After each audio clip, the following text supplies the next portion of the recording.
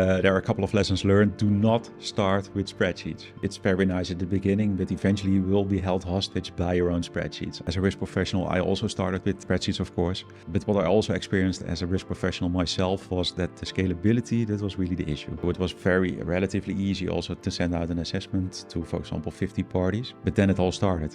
And then you have to chase people.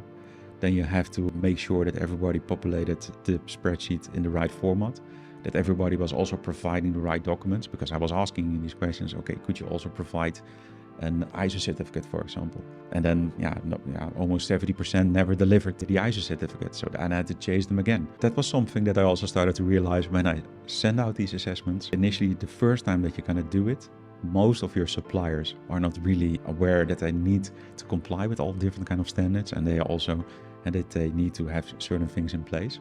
So you get a feedback, and then you also get feedback like, oh, I need to implement that, or I do not have a sustainability policy, for example. Then the nasty stuff started, because then I needed to keep track of all these remediation activities. So eventually I ended up with more than 400 remediation plans. And I was like, oh my God, if I have to manage this all with spreadsheets. Then we ended up, and I said, okay, but if I really need to do this, then we need 4 or 5 people in addition to the department. And then we started to look into different kind of solutions. So that's why we came up with the idea of 3rd Risk to start building this. And that's what we did 7 years ago, purely from a frustration perspective.